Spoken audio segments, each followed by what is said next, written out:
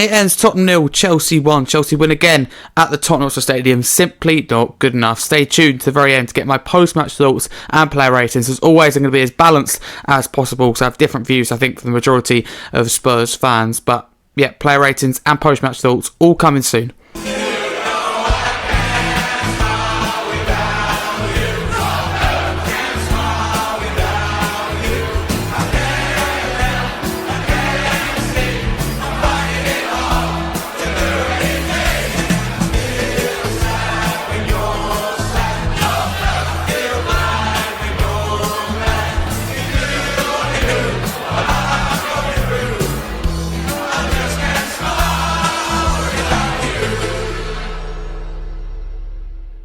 First, if you're new, please like and subscribe to the channel. Of course, it's not good enough. You know, we didn't offer enough going forward, and Chelsea were levels above Tottenham today. Let's be clear, the scoreline doesn't reflect the game. Chelsea were dominant, should have won at least 2 or 3-0, if not more, and that would be fair to say. But I'm not happy with how we played at all. But I just think it's wrong to call for Thomas Frank's head after this. I cannot even understand it. I feel so strongly about this that I think you should hang your head in shame and take a long look at yourself if you're suggesting that Frank should leave. It's okay questioning whether he's right to be the manager or not, but if you genuinely think he'd be sacked, and I'm all for different opinions, but you know, we're a club that, you know, won our first trophy last season since 2008, the first in my lifetime. We won't be winning another trophy. You're going to jump from managers A to B. You know, we need to give managers time. Thomas Frank deserves time. Yes, we were spineless in this game. Really poor. Really, really poor. And we deserve to lose by more. Simple as that. Not good enough. Simply not good enough. Can't put it any other way. But to call for his head when we sit third place still somehow in the Premier League table and beating the Champions League is just criminal. It doesn't make any sense at all. It's not yet to make a decision. What angers me even more is Van der Ven and Spence's reaction, and it might be a case of something that looks bad, which you always do get with social media, but these are real clips, and there's more than one of them blanking Thomas Frank at the end and walking straight down the tunnel. I mean, they should hang their heads in shame. It's as simple as that, and I've said that already tonight. Blanking their manager is bad enough. We all could be disappointed, but that's not good enough. They didn't shake any player's hand of our team or Chelsea, but what absolute worst part about it is did not thank the supporters. That is, for me, is even worse.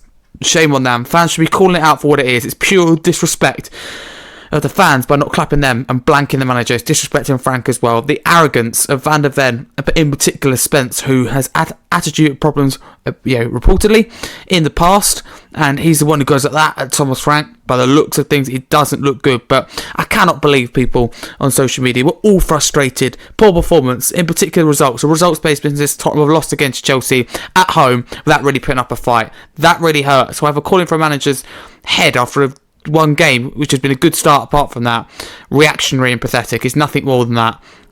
It doesn't look good, by the way. That Spencer Van der Ven thing doesn't look good at all. Having said that, apparently it was 0.05 XG, so expected goals. It's not good enough, is it, at home? Particularly being a London derby. We didn't turn up today, and that is unacceptable. It was a poor performance which resulted in a defeat. I just think, we find ourselves in a good position other than this game. And I think, Frank probably, he recognised, got it wrong. I think he set up this way where we jam-packed the middle of the park and look to play through Chelsea. We simply don't have the quality. I can't express enough how important the January window is. But I also want to give credit to Chelsea, which will be painful for any Spurs fan, including myself, to do. The likes of Casado for that goal. I mean, Van der Ven has got to do better, yes. And, our own worst enemy at times, we really were today. However, Casado does exceptionally to win that back, and to keep hold of the ball, to retain it, to drive, and to complete that successful pass. And Pedro's got the easy thing of scoring.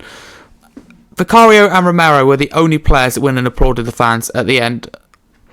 The only ones that apologised as well to the fans, so all credit to them. They're both, Romero and coming on, and Vicario as well was excellent. But let's get into those player ratings. Slightly lower than usual, but I always trying to be balanced. I'm not as quite negative as most fans are after that game. Losing to Chelsea is wrong to say, but it's become a regular thing for Tottenham. Our home record is an issue. Losing to Chelsea in particular at home, because it's meant to be, you want it to be a fortress, but also away. Chelsea is an issue for Tottenham, no doubt about it, and the home form is an issue, and performances are an issue under Thomas Frank, but I don't think we can call for his head. We can suggest, right, is he the right man for Tottenham going forward? But it's not. People aren't just suggesting that, you know, is he right for the long term? People are calling for his head after this game in particular. What am I saying? But player ratings getting sidetracked here, it's just making me angry. Vicario give a 6. I think he can hold his head high. 3 or 4 at least. Point blank range saves in this game. Distribution shocking, by the way. But it always has been, but his saves are really good. Porro, for me, worst game he's had in the Tottenham shirt, and that's saying something because he's been bad. He's had some bad games in the past, although he's a good player, absolutely. He has had, especially when first joining Tottenham, sluggish. But that's got to be up there with his worst, certainly this season, and certainly for a long, long time. Very, very poor was Porro, sloppy in the ball. You know, Chelsea should have punished. Literally a glaring chance to punish his mistakes. Danso, he missed a cool cucumber, cool, composed, calm, collected, great, reliable third centre back. Poor, really poor. Just looked dazzled by everything. The speed of the game, couldn't cope with the passing. Van der Ven as well. I mean, there's a couple of times he was really poor on the ball. He was caught by Casado, which I think is more credit to Casado than the fault of Van der Ven. But even still, Spence I'm going to give a 5.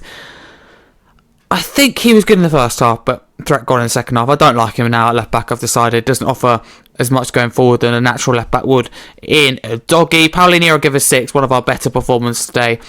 His tackling was great, and defensively he'd done his job. The only one probably to do his job from a defensive point of view, other than the goalkeeper. Bentancur I'll give a 3. For someone who's meant to be, you know, or was signed as a creative player. I mean, it's such a shame to see his fall from grace since getting injured under Antonio Conte, and since coming in under Ange and playing a completely different, safer possession style player football.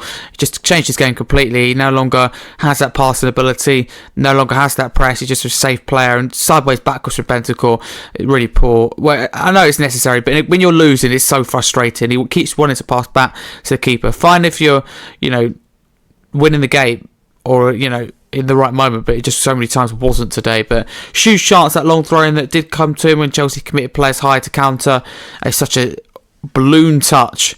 Kudus I give a 5, trying to make things happen. He looked really leggy to me, and I don't think he was at his best. I don't agree with a lot of fans on his performance. I don't think he was great, but I think he was the best of a bad bunch. I think he's a great player, and what a signing again. I reiterate that he has been. He's looking to make things happen, but on his own. But yeah, that second half he looked quite leggy, to be fair. Sarr I give a 4. I thought he lacked some composure, but he did bring some energy to the game. Bergwijn unapplicable. Unfortunately, we lost him to a concussion early on, so we used that concussion substitute, which means we had that extra sub, which also goes to Chelsea as well if they wish to choose to use it. Mane I give a 4. He got a feel for him. I think he battled hard for a good 70 minutes, wherever it was up there, but lacking service, so it's really difficult for him. And I do think he lacked quality, don't get me wrong, but at the same time I do feel for him up there. Substitutes then, Xavi Simons, who come on then was substituted again. I think that was a reflection on his performance, but also it's happened more recently as well, you know, with other teams. You know, if you come on early as well, it's almost like you played the whole game. So I don't think it's necessarily a reflection on Xavi Simons. Having said that, it's been a slow start, there's no doubt, to his Spurs career. There has to be an expectation of someone, but they also need to be given time. So not good so far. Hasn't hit the ground running, which is never going to really anyway. I give him a 4. Romero, come on, lovely stuff, tackling, getting involved. He was good. Didn't quite have time to see too many of his progressive passes, though. I'll give him a 6. So Chelsea slowed the game down really well, typical Mourinho style almost. They're very good at it. Richarlison, I give a 5. I mean, again, he works hard, tries his best. Couple of good moments, but he could do so much better. Udogie, I give a 5. Didn't really get to see him. Odegaard 4, and Johnson, I give a 5. I didn't think had a great impact when he come on. Again, it's good. Can be a good like little one-on-one. I think it was. Yeah, it was like a 1-2. I think it was with Richarlison. But apart from that, Johnson's got to be doing more, and he comes off the bench to prove a point. So yeah, disappointing around. Those are my player ratings that completed. Let me know what you changed in the comments below. So yeah, of course we're all frustrated, and I'm not, you know, stupid. Today was poor. I've said it tonight. I've said it online. I say it again. But get behind Frank. Now's not the time to cast doubt on the manager or the players. You know, they should have our full support. And I don't really have too much of a problem with booing, because that performance probably warrants some kind of boos, but I'm not someone who wants Frank out.